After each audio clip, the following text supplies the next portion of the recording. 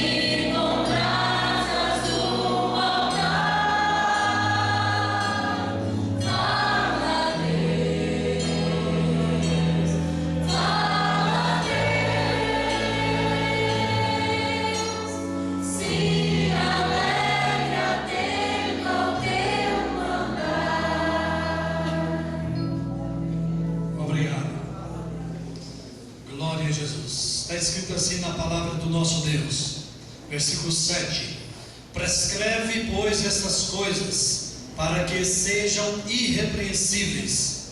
Ora, se alguém não tem cuidado dos seus, e especialmente dos de sua própria casa, tem negado a fé, e é pior do que o descrente.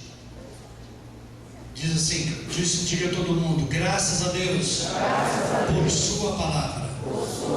Podeis assentar.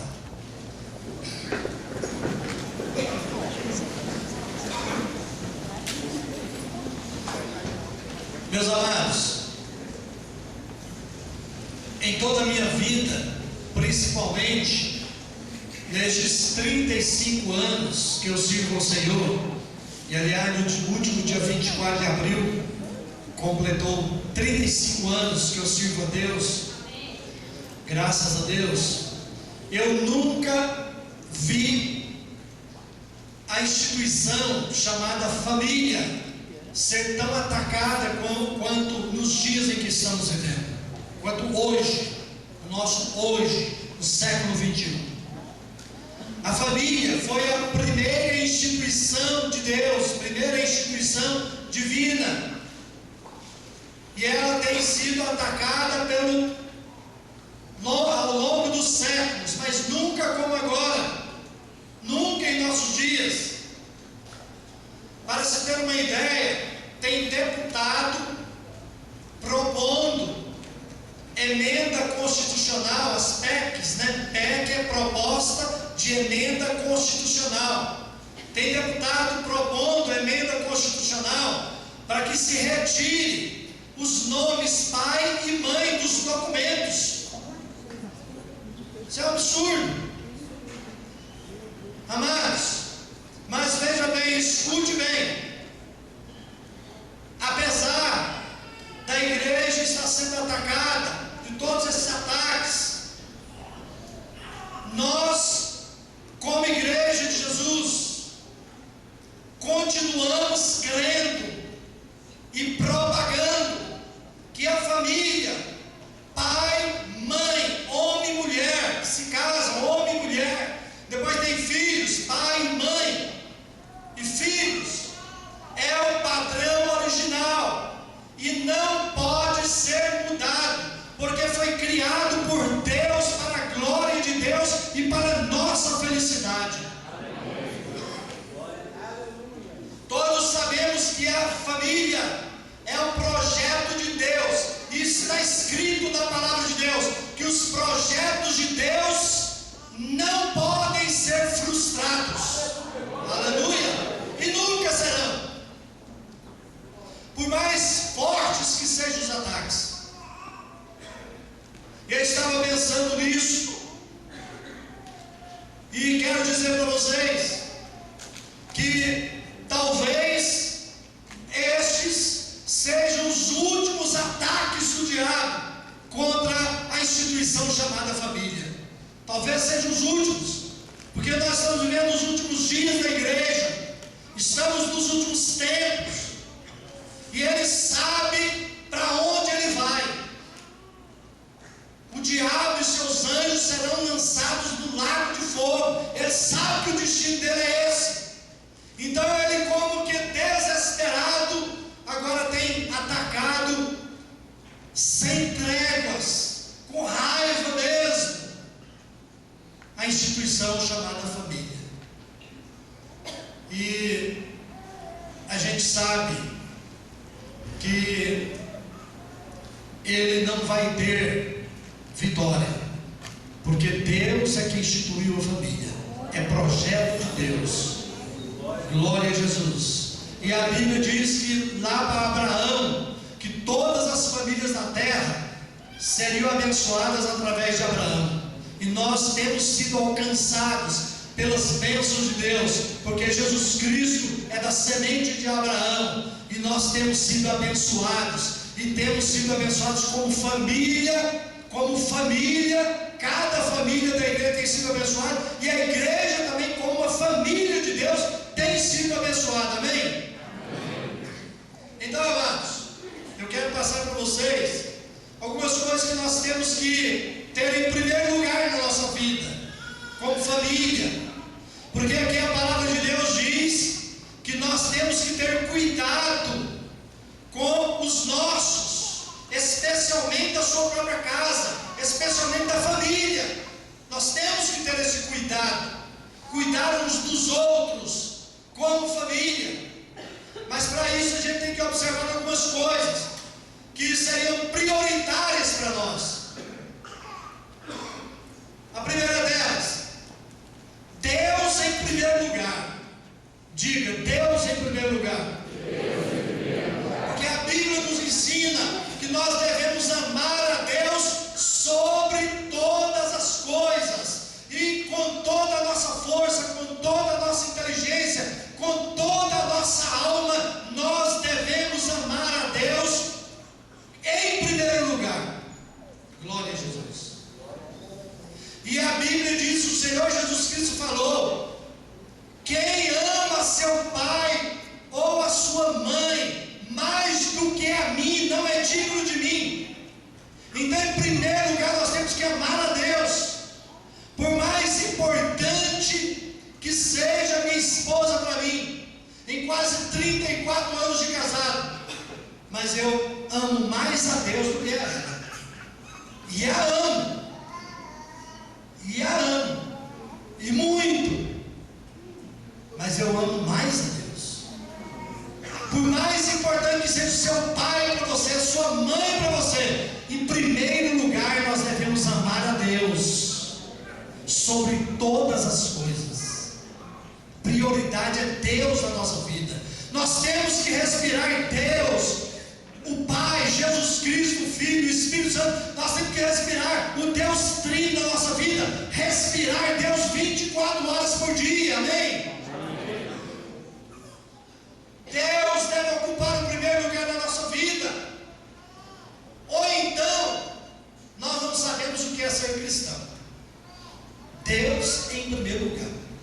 É claro que nós não devemos ser fanáticos. Eu quero abrir um parênteses aqui. Eu já percebi gente passando mensagem no celular daqui. Eu já vi. Quero pedir em nome de Jesus, desligue o seu celular, guarde o seu celular. Deus está falando aqui. Quantos creem nisso, digam amém? Amém. Então, eu quero destacar aqui que quanto mais amamos a Deus, mais vamos amar nossa família. Quanto mais forte for o nosso relacionamento com o nosso Deus, mais abençoado vai ser o relacionamento com o nosso cônjuge, com os nossos filhos, os filhos com os pais também. Por quê? Porque a nossa relação com Deus, ela cimenta todos os outros nossos relacionamentos. Você está entendendo? Diga amém. Amém. Segundo lugar, Eu vou falar aqui para os cônjuges, mas é uma palavra que serve para os jovens também, porque eu acredito que quase 100% aqui quer casar um dia, não é verdade? Os jovens que querem casar, digam amém. Amém. Olha aí. Amém. Então, em segundo lugar, a minha esposa precisa vir na minha vida antes dos meus filhos. Precisa ser mais importante que meus filhos. Temos 3 filhos, mas a esposa vem primeiro. Ela veio primeiro na minha vida, depois os filhos. Assim também nas prioridades. Pecam contra o cônjuge e contra os filhos, aqueles que colocam os filhos em primeiro plano e o cônjuge em segundo plano. Está errado, porque o maior presente que podemos dar aos nossos filhos é amar o nosso cônjuge. O maior presente aos nossos filhos é amar o nosso cônjuge.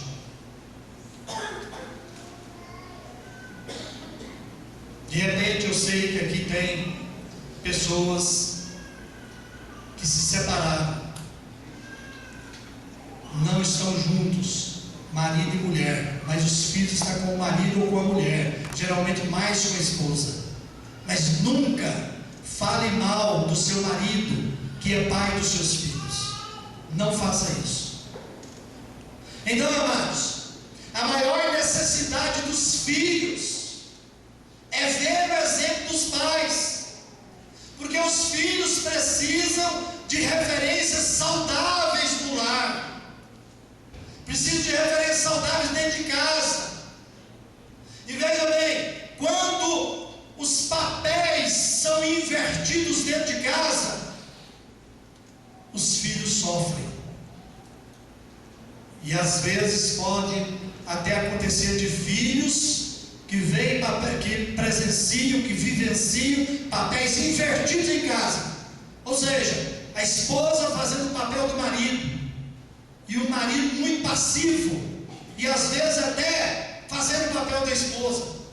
Quando os papéis são invertidos, causa muitos problemas no lar. E acontece de filhos até se tornarem homoafetivos por causa disso. Então, amados, olha bem, escute bem essa frase. Não há família saudável onde os relacionamentos estão fora dos trilhos. Precisamos de entender isso,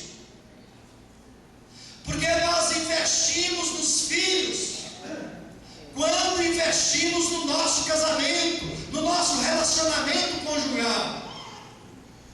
Cuidamos dos filhos quando priorizamos nosso cônjuge. Agora, é preciso que dentro dessa priorização haja unidade entre os cônjuges. E nessa unidade é uma unidade que é equilibrada, né? Uma unidade que a Bíblia, do jeito que a Bíblia ensina. Porque a unidade, quando se busca a unidade, ela carrega dentro de si responsabilidades, seriedade no relacionamento, fidelidade no relacionamento. Olha esse versículo, Gênesis capítulo 3, versículo 12. A mulher, o homem falando, depois que Deus falou para Adão e disse para ele, porque ele se viu nu depois de ter pecado. Aí Deus falou para ele: o que aconteceu? Vocês comeram do fruto que estava proibido? E aí no versículo 12 Adão fala: a mulher que me deste por companheira, ela me deu da árvore, do fruto da árvore, e comi. Meus irmãos, Deus colocou o casal no jardim. No capítulo 2, versículo 8 diz que eles estavam nus e não se envergonhavam. Eles olhavam-se um como extensão do outro. Não havia nenhum tipo de constrangimento entre eles. E essa ausência de constrangimento demonstrava a unidade deles. Um se via no outro. Escute agora, que eu vou me ater um pouco mais nisso que eu vou falar para vocês. Havia entre eles, antes do pecado, um profundo respeito, porque o relacionamento era harmonioso.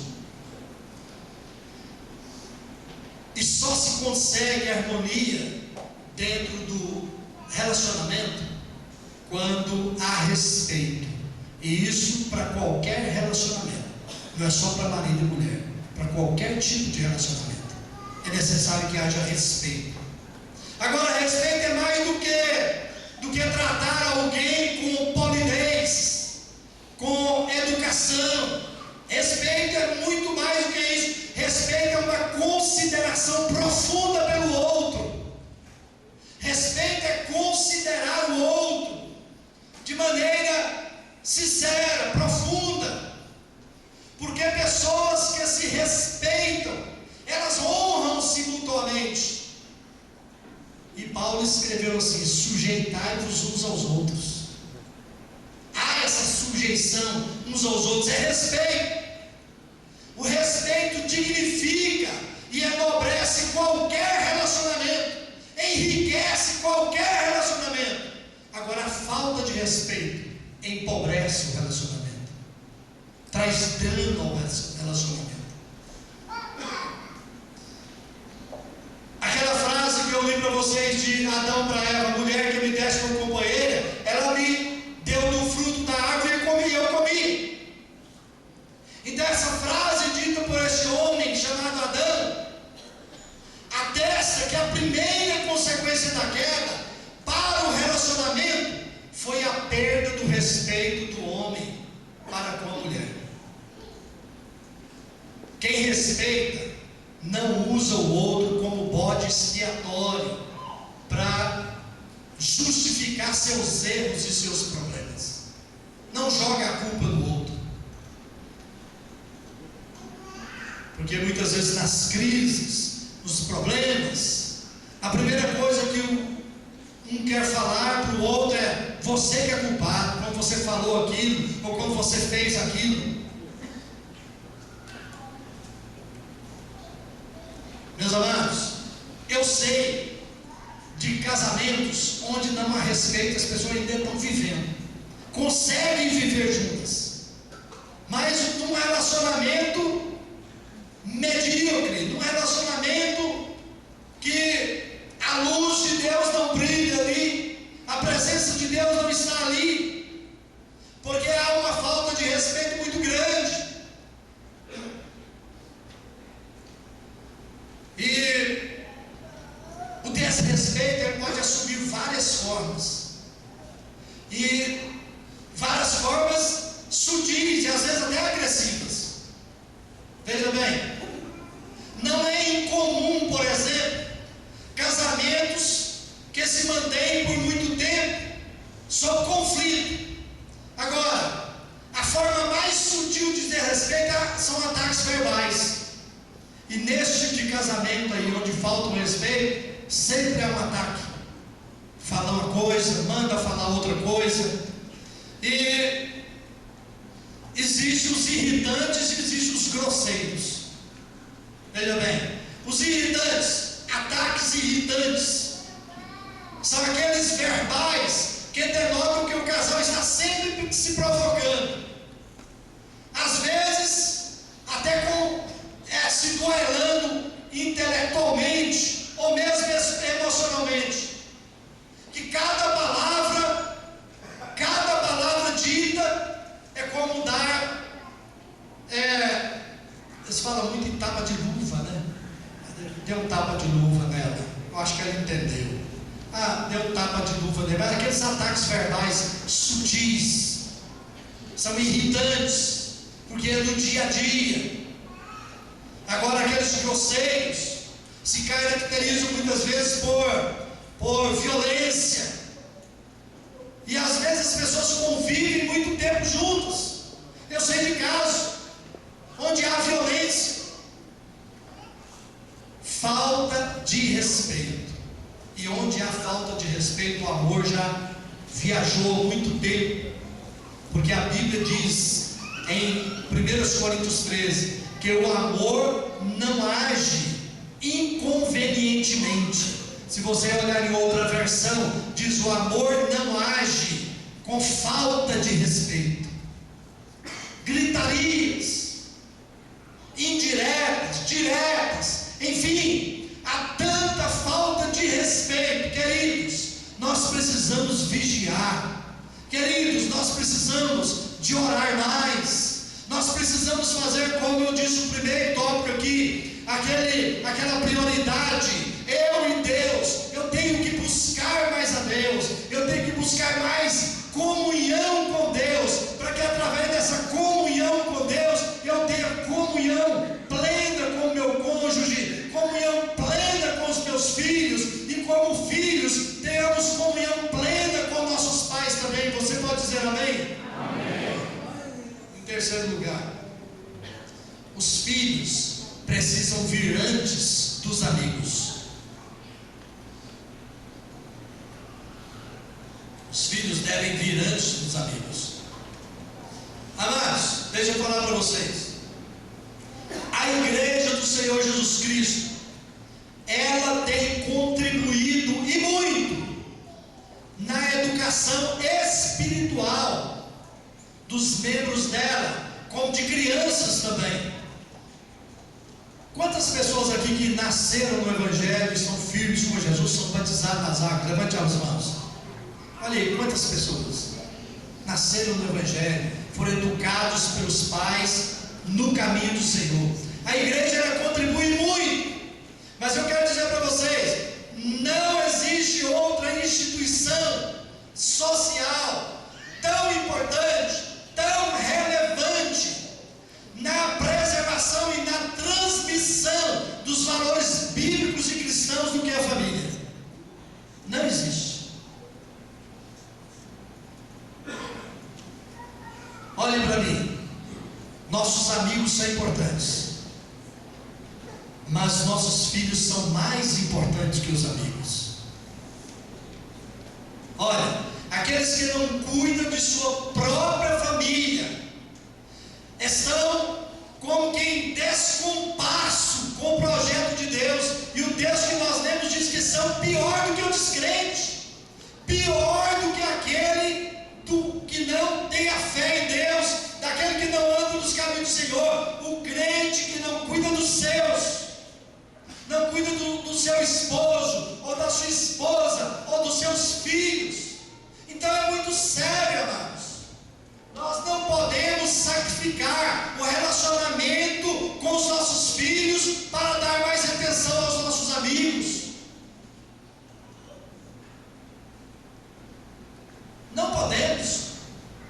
Nenhum sucesso vale a pena, amados, quando o preço a pagar é sacrificar o relacionamento com os nossos filhos. Os pais precisam de entender que seus filhos são prioridades, vem antes dos amigos.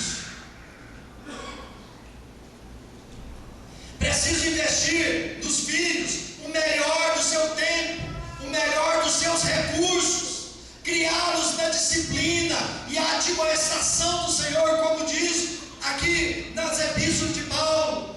Não provocar os seus filhos a ira, diz Paulo também aos Efésios capítulo 6, para que eles não desanimem, para que eles não se prostrem pelo caminho. Veja bem o que Deus disse para Abraão, 18, 17 de Gênesis, capítulo 18, versículo 17. Diz o Senhor: ocultarei a Abraão, 3 pontinhos. Eu não vou ler o versículo todo porque ele é muito grande. Porque eu o escolhi para que ordene a seus filhos e a sua casa depois dele. Olha, gente, é da responsabilidade exclusiva dos pais ensinar os seus filhos os princípios de Deus e de sua palavra. Quem irá continuar a obra de Deus? Os nossos filhos, gente. Eles darão continuidade à obra de Deus, à obra de evangelização. Você está entendendo? Diga amém. quarto lugar, as pessoas precisam vir antes das coisas. Gente, nós estamos vivendo em uma sociedade materialista e consumista e individualista. Então as prioridades hoje estão invertidas. As pessoas esquecem de Deus, amam as coisas e usam as pessoas. As pessoas se esquecem de Deus, amam as coisas e se esquecem das pessoas. Gente, a Bíblia nos ensina que é o contrário. Devemos amar, adorar a Deus, amar as pessoas e usar as coisas. Quantas brigas dentro da família por causa de sapato, por causa de vestido, por causa de coisas materiais, de dinheiro. Quantas brigas, gente. A Bíblia diz que o amor ao dinheiro é a razão de todos os males. Está escrito: o amor ao dinheiro, o apego ao dinheiro é a razão de todos os males, de todos. Está escrito aqui também, Paulo a Timóteo. Então nós precisamos adorar a Deus, amar as pessoas e usar as coisas, principalmente dentro da família, gente. Quando colocamos as coisas no lugar das pessoas, nós vamos nos tornando insensíveis e vamos nos afastando do projeto de Deus para nós. Eu já vi gente que tem mais cuidado com o carro do que com a esposa. Ele lava o carro umas 3, 4 vezes por semana, ilustra aí, passa cera e tal. Não sou contra lavar o carro, não. Eu lavo meu carro de vez em quando, mas meu carro não é mais importante do que a minha esposa, nem mais importante do que meus filhos, nem minhas netas, nem mais importante do que meus amigos. Pessoas que são mais zelosas com objetos do que com pessoas que estão no seu relacionamento e às vezes dentro da sua própria casa. Valores invertidos. Todas essas coisas, as coisas vão ficar tudo aqui na terra. Nós, quando formos chamados por Deus, nós não vamos levar nada, tudo vai ficar aqui. Mas aquilo que nós fazemos para a glória de Deus vai nos acompanhar e seremos galardoados por Deus, amém? E para encerrar, Mateus 6,33: buscar em primeiro lugar